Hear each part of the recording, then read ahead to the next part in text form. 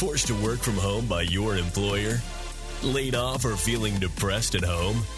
Do you want to make money working from anywhere? We'll show you how to do it from your couch. It's time for another episode of the Work From Home Show. Coming to you from their homes in Austin, Texas and Tampa, Florida, here are your hosts, Adam and Naresh. Hey everybody, welcome back to the Work From Home Show. I'm Naresh with Adam Trader. Today we have Brandon Steiner on the show. He's the founder and former CEO of Steiner Sports Memorabilia, which he sold to Fanatics. He's the founder and CEO of CollectibleXchange and the Steiner Agency, best-selling author of You Gotta Have Balls, How a Kid from Brooklyn Started from Scratch, Bought Yankee Stadium, and created a sports empire, as well as the book, The Business Playbook, Leadership Lessons from the World of Sports. Brandon Steiner, welcome to the Work From Home Show. Well, thank you. Great to be with you today. How's it going? It's going well, and I was reading your bio, some additional notes that I didn't mention here. I saw you're also a Syracuse University grad. I went to Syracuse, graduated from the Newhouse School and the Whitman School of Management. So we're both fellow Orange. Oh, you're a smart kid. You're far more successful, so I'd say you're probably smarter as well. You figured out how to get into Newhouse. Our whole company is Syracuse, man. We're all orange. We bleed orange here. Oh, really? We're actually selling the dome, the roof on the dome. You guys are selling the roof on the dome? Yeah, so we actually created a whole product line around the roof. They took it down. They put a real roof in. I took the dome and created a whole product line. You can see it on CollectibleXchange. It's awesome. But so we have like about 5 or 6 Syracuse people here that work for me here. When you got that roof, did you just, I don't know who did the roofing, but you just asked them, hey, can I have pieces of the roof? Well, I knew they were taking it down, so I went to the athletic director, John Wildhack. I said, look, let me give it a shot. I have no idea what I'm doing, but I sold $60 million of dirt, and I've sold about 10 or 15,000 bricks, and I've sold over a couple $1 million of grass, legally, of course, where I've lifted off the field of Notre Dame and Yankee Stadium and some other big-time stadiums, and I freeze-dried it and sold those for a pretty good amount of money. People love that stuff. So I said, let me give it a shot, and I sold over about $1 million of the dome so far. And did you get those for free? They were like, okay, we'll just ship it over to you. You just pay for shipping? No, I partnered with them. I partnered with Syracuse. Being a grad, I helped them make some money. They're my partner. They helped me promote it, and I came up with a lot of cool ideas. I have a good relationship with Coach Boeheim, so he signed a bunch of it. And then we realized we could print photos on the actual dome. So we went to this. We found this manufacturer that could actually print photos on the actual dome, and then it was unbelievable. So it was cool. So we have all these great moments that happened in the dome, Final Four moments or Carmelo Anthony or Cross, and it's awesome. Well, how about the other, you said some Notre Dame stuff, you sold dirt, you sold turf. Do you partner with all these places that originally own them, or they just give it to you for free? Because I'm guessing a lot of this stuff is just dumped in a dumpster. Well, that's kind of that's what used to happen, but not when they partner up with me. I don't want anybody to throw anything out. That's kind of my upbringing. But yeah, I was able to partner up with Notre Dame, and now I'm partnering up with a bunch of schools with my new company. So, I'm pretty creative. I take a broken hockey stick and make it into an ice scraper for you. I just do a lot of crazy things as I see it fit. And the dome was a lot of fun, but this was a labor of love. I love the dome. Every event that I've ever been there has been amazing. But, I'm just having fun. I just got the Fordham, it's not the biggest school, but Fordham University. That Rose Hall's been around for years. I got their basketball court, and I'm cutting it up, and I'm making some cool products, pens and plaques and bottle openers and stuff like that. So, my mind's always a little creative, going a million directions. Besides selling Babe Ruth balls and Lou Gehrig balls, I think there's like 100,000 items now on CollectibleXchange. What I love about my exchange is that you can buy some of the coolest stuff, but you can also sell some of the coolest stuff. And a lot of people these days are looking for a safe place to sell their stuff. And knowing my name in the business, so people are able to kind of come up with a place where they can go and kind of unravel and liquidate their collections. And that came from my work at home process with my wife the last year, she's like, you better get all this collectibles out of the house at some point. So Collectible Exchange was kind of like my answer to my problem. And then I realized a lot of people like me had the same problem. So it worked out well. You have the book, You Gotta Have Balls, How a Kid from Brooklyn Started from Scratch, Bought Yankee Stadium, and Created a Sports Empire. So when in the subtitle it says you bought Yankee Stadium, I'm assuming you bought a piece of Yankee Stadium and sold it. Is that what you mean by that? Not quite. What happened is I was partners with the Yankees, and you're very grateful. One of the great partnerships, and love that brand. And as part of the partnership, I do wear my Yankee pinstripes. But were you the one who sold the seats? Yeah, of course. Nice. So it was really, I really did buy the old Yankee Stadium, but I did buy it back from the city who owned it. With the Yankees, I partnered with the Yankees, and we put together I convinced them to put a whole product line together around the old stadium, which they were incredibly supportive, involved to help me do, because there was no better stadium than an old stadium other than the Yankee new stadium, which is amazing. So I wanted to put it to rest in a really respectful way. If you're a Yankee fan, you know what I'm talking about. We couldn't just put that stuff into the ground and throw everything away. So I put a 4-year plan together to sell the seats, the foul poles, the grass, the dirt, everything, the bleachers, the black. I did with Reggie Jackson. I cut that foul pole up into about 10,000 pieces. And, I had a lot of fun. And I'm very grateful that the Yankees gave me that opportunity. And I'm grateful that they supported that game plan. And that's why they have the brand they do, because they realize that the most important thing is their fans. And they know if they're going to put that stadium to rest to get into the new stadium, it was nice to create hundreds of thousands of items from that stadium for all the old Yankee fans to keep. And that's exactly what we did. And I would not trade that in ever. That was a great experience. Now, are you guys based in New York City? We are. We're based in Westchester, and then we also have an office in the city. So we have 2 offices, but the main collectible is in Yonkers and Westchester, maybe about 30 minutes from Yankee Stadium, maybe 20. And, I'm like 2 years into this game. I mean, building a new brand and building a new business is it's just a lot more difficult than I remember it when I was building, Steiner back in the day, and love that company. It's just, it's unfortunate that, Steiner's not with Steiner anymore. So now my new gigs is athletedirect.com, which is the Amazon for athletes, like for athletes to sell their products. It's called The Pad. I give them a platform. I give them an audience, and I distribute the stuff for them. So I have about 50 athletes signed on and growing like weeds. And then the Collectible Exchange, they're kind of brother and sister sites. There's a place for all the collectors to go. And then I've created a place for celebrities and athletes to go to sell their stuff. And it's coming together. It's a dream that I've had for a bunch of years to do these 2 new sites. And I'm playing it out. And so far, so good. The customers and the athletes and the celebrities are loving it. So far, so good. And, if you're out there and you want to be entrepreneurial, there's nothing like making sure you resolve a problem and you try to service a situation that needs some advancement. That's kind of what I'm trying to do with these 2 companies. Yeah, and one last thing before, I know Adam's got a question, but can you just walk us through your journey? So you graduated Syracuse, and the reason why I asked this is because there are a lot of people, we're the Work From Home show, there are a lot of people listening at home right now, and you've given me you've given a lot of people ideas of, okay, you go sell seats at Yankee Stadium, you sell dirt, you sell grass, but there's just stuff sitting around the house where you could be, oh, you know what, I could sell this, or this is such a great idea. How did you do it? So just walk us through that journey from Syracuse to, hey, you know what, I'm just going to find random parts in stadiums and mitts and I'm going to cut that foul pole into 10,000 pieces.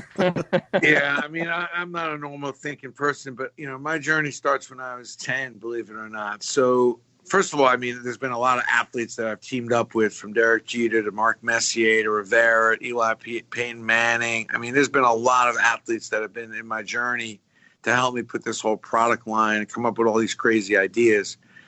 Not to discount my partnership with the Yankees, Red Sox, Cubs, Notre Dame, and all that. But my journey really starts at 10. I just grew up in Brooklyn, Kings Highway, 539.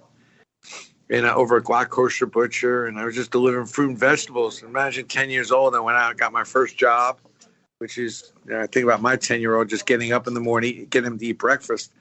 But, I always loved working. I was a hard worker. And I think the most important thing happened when I was 12, when I was delivering newspapers and I was trying to get more people to open up an account. And I went to this older woman. She's well in her 70s. And I asked her to get the paper delivered. She told me, "No, Sonny, I'm not doing that." I said, "It's the same price for me as as the corner store, rather, 8 cents. She says, "Yeah, but then I got to tip you." And I went home to my mom. And my mom's favorite line was, "You got to have balls." And I went home and I told my mother that we got to move out of this neighborhood. The people are so cheap. She's like, "Sit down. I'm going to tell you something one time. I'm going to tell you one time only. You got to not think you could just sell the same thing other people are selling and think that people are going to buy it. You got to differentiate yourself, and you got to stop selling.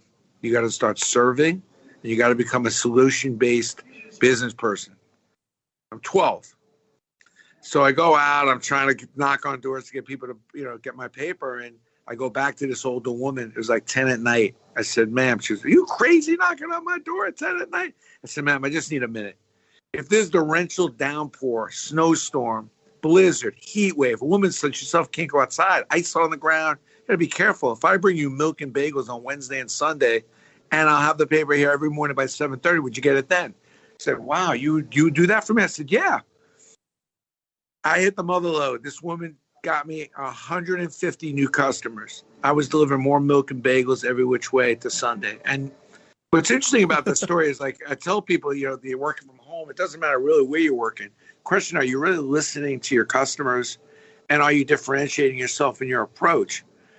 But, I've been telling that story for a while, but I'll tell you the whole key to that story that I'm very proud of when I think about the 12-year-old back then is that that's pretty smart thinking for a 12-year-old. I mean, from a lesson, my mom was never a soft shoulder.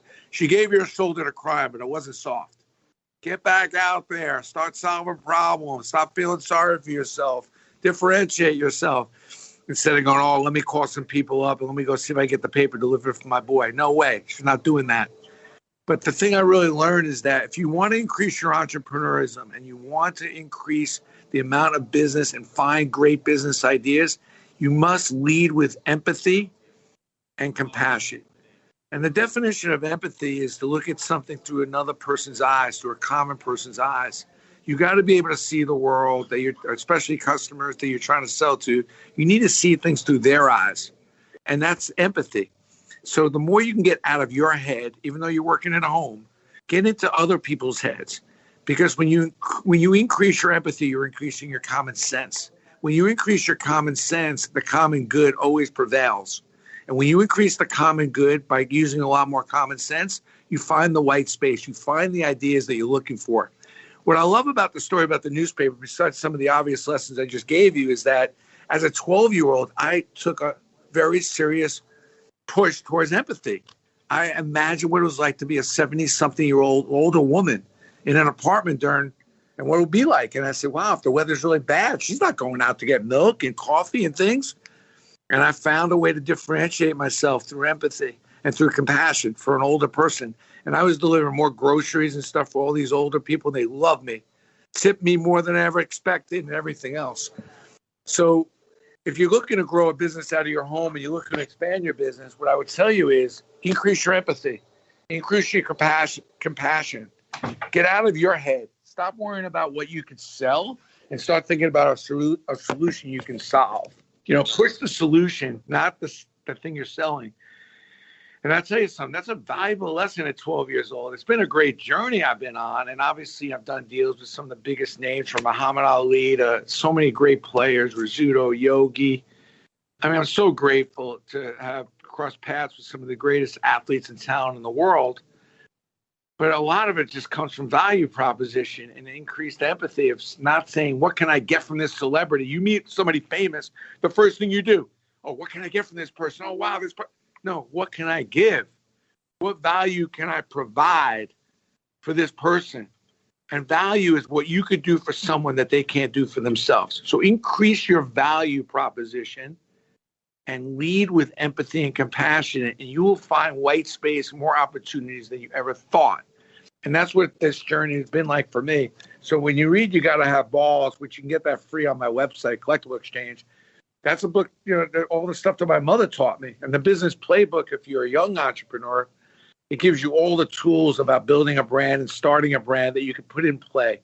My books don't tell you what to do. They show you what I did, and they're easy to put in play. You don't need a complex calculator or some kind of degree to go through my books and figure out what I did. Most people that read my books say, that guy's not even that smart. I could do that. Exactly. And my third book, Living on Purpose, I think is my favorite book. If you've got somebody in their 40s that's thinking about that maybe they're going to retire or they think that they're done, you got to read Living on Purpose. It's a great book for your parents or people that want to understand what you do after you become successful and realize that success is not the end of the road. It's not your destination success. It's your transportation to extraordinary. And Living on Purpose, I thought I really nailed it with some of the great, great feedback and advice I've gotten from some really smart people around the country. Sorry I went on a little rant there, but just trying to give you a little picture where I've been. That was great. I was thinking whenever you were talking about the delivering the milk and bagels, I was like, man, he was like the first Uber Eats out there, delivering all that stuff to the people. Yeah. But talk a little bit, you were talking about your journey starting businesses, but I look at the names of the athletes that you're working with, and I started thinking, and I've been thinking about it over the years as well, even athletes, I mean, they're not just an athlete. I mean, you look at some of the people, a lot of the athletes nowadays, they're massive business people, especially Michael Jordan, the name you have up at the top, he's created, $1 billion empire. LeBron James is doing the same. Tiger Woods has all of this. I mean, athletes over time have built up their business acumen, whether they've been to college, whether they, just came straight out of high school. Talk a little bit about kind of how do you help them improve their business acumen as you're working with them? Listen, there's always some exceptions, and every now and then you come upon a Muhammad Ali, a Michael Jordan, a Wayne Gretzky. These are incredible situations that a lot of things have to go in the right direction to happen. But did you work with these guys, by the way? The names you just brought up, Muhammad Ali, Jordan, Gretzky. I worked a lot with Muhammad. I didn't get to work much with Jordan, although I did go to his fantasy camp and play a little basketball. David Falk, his agent, is another Syracuse. Yes, he is. And helped us build the Falk School. Matter of fact, he was extremely relevant as far as making the Falk School happen. I'm the chair of the sports management school underneath David. So I have a great relationship with him. And, listen, he's a pioneer and a genius. And what he created with Michael was, every now and then you get the right person, the right talent at the right time, and it all comes together. But I think a lot of what I've done for a lot of athletes is definitely created a category that they weren't giving much love or respect or attention to, and showed them that that's a really viable category that not only can pay dividends while they play, but dividends after they retire. And when I think about the names and the hundreds and thousands of athletes that I've worked with over the years, and now that I have access to, because I have credibility with them, and they know that I know how to make money, and they know I know what I'm doing. That's everything. Consistency over time is what equals credibility, and working towards being extraordinary at one thing will open up the door for many things. Not trying to be great at a lot of things, but try to be extraordinary at one thing.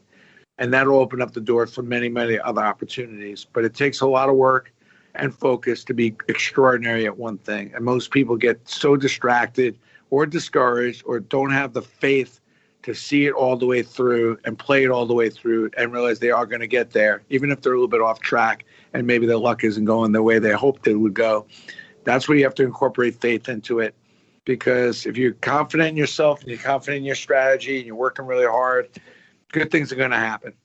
I want to shift the topic just a little bit to management styles. We talked about entrepreneurship and about grit, but as far as employees go, I think you said you have 6 or 7 guys who are Syracuse grads as employees. Yeah. You talk a lot about training employees and, just kind of basic HR principles. What are the best ways to train employees so that you can have a smooth, efficient business?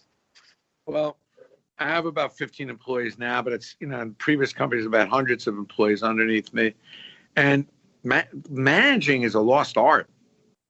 It really is. I mean, it's so important in leadership and learning how to manage. And it's a little bit of a lost art.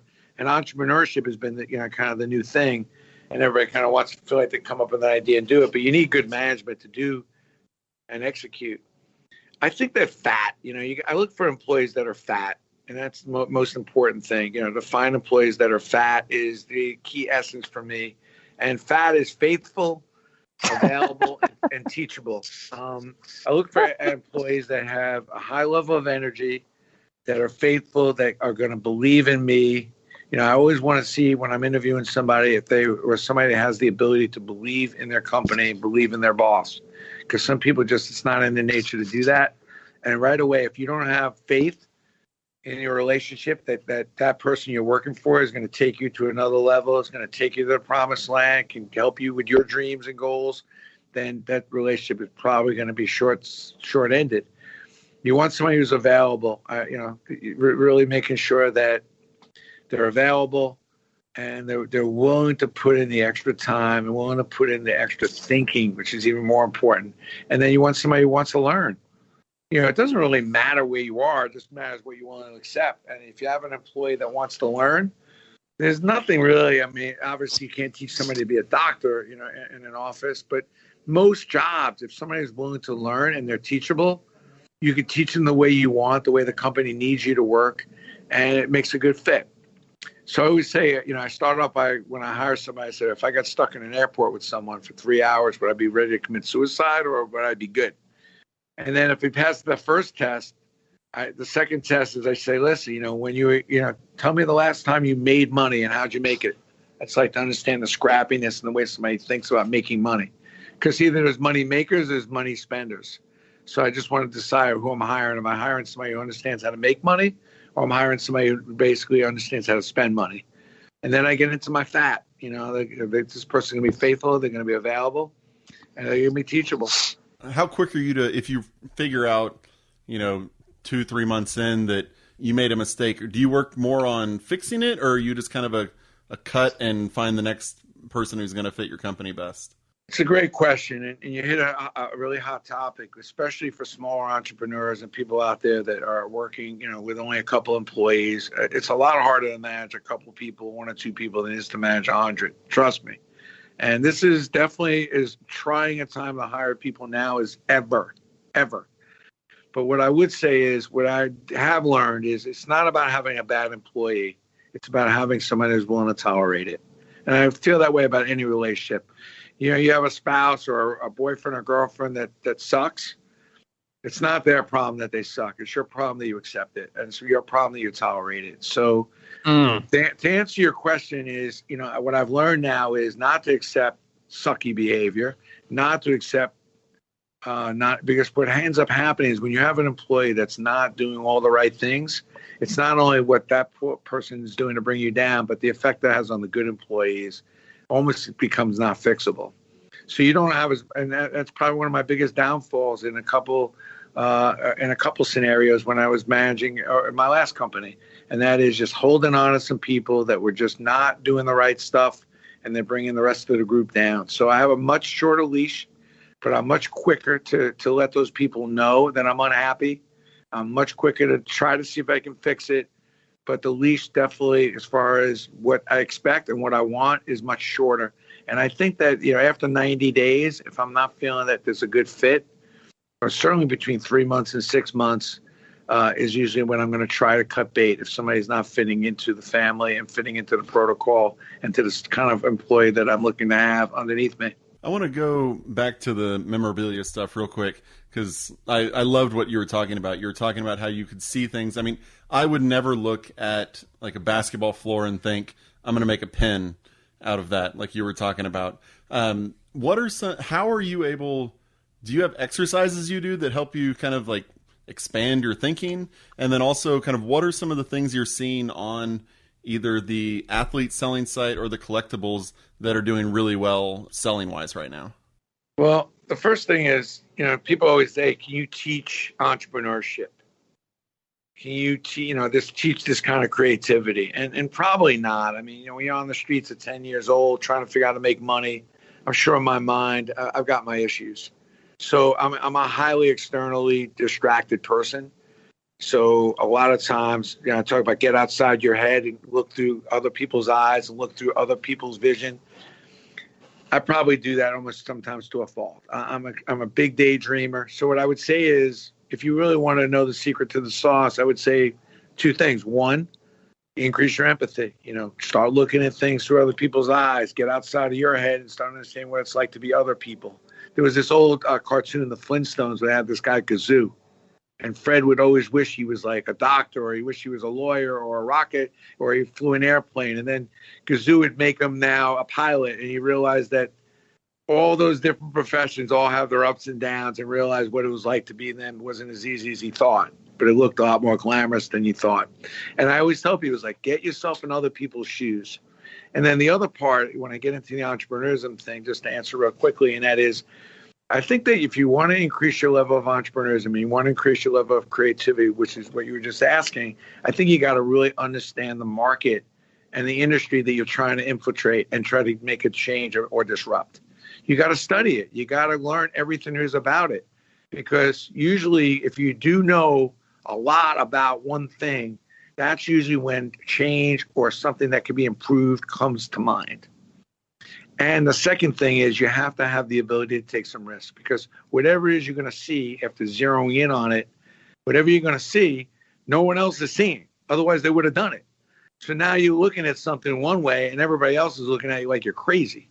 So understand that, it's not that fun and fruitful a place when you come up with these ideas and what you're doing, because people are looking at you like you're crazy. And you got to convince a bunch of people that you see this thing and it's going to work and everything else. So you got to make sure you have some leadership skills, and you got to make sure you're able to have an ability to take some risk. Because sometimes whatever it is you're seeing sucks and it ain't working. Believe me, I'm not 100-0 on coming up with winning ideas. I got my fair share of failures. So that's kind of my take on that. I just feel like I think you can teach entrepreneurs and increase your empathy, increase your compassion, get external in your thinking. Stop thinking just about what's going on in your head and start thinking about what other people's heads going on. Let's see what their thought process is, and you'd be surprised. What was the other question? I forgot. Sorry. Oh, I was asking what kind of things were hot on the athlete sales and the collector sales.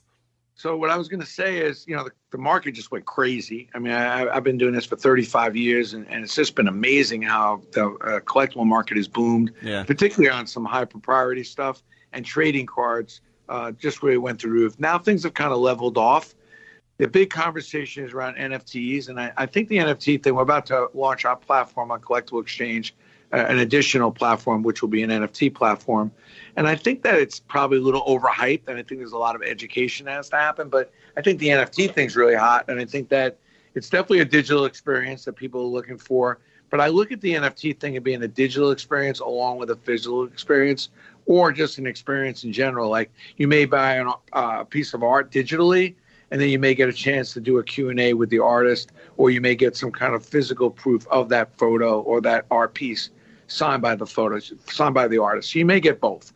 I think the NFT things are pretty hot. I think game used are hot.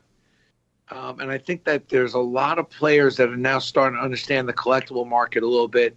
And there's a lot of players that have their stuff that we're going to see them going into the marketplace, which I'm hoping on my platform. But, with all these colleges now that the rules are changing, you're going to see a lot of college players now be able to sign autographs and sell their stuff. Yeah. And I think that could be the next hot thing. Yeah, I was looking at maybe whenever Vin Scully had his big auction, I looked at maybe getting some of that stuff. But like you were saying, that market was hot and got out of my price range real quick. Yeah, we had a couple of Vin Scully balls on our auction, too, that did pretty well. Well, we got to run to our next interview, Brandon, with Joe Theismann. I don't know if you did anything with him ever, but... I love Joe, man. Joe's going to give you an earful, man. He's great. And he's also a very, very, besides being a great football player for the Redskins, he's a great entrepreneur, and he's been involved with a lot of businesses, has a lot of great insight, and he's also a really good speaker. Okay, great. Well, Brandon Steiner, check out his books on Amazon. Former CEO of Steiner Sports Memorabilia. The website is brandonsteiner.com, also the steineragency.com, and CollectibleXchange.com. So that's collectible, the letter X, change.com.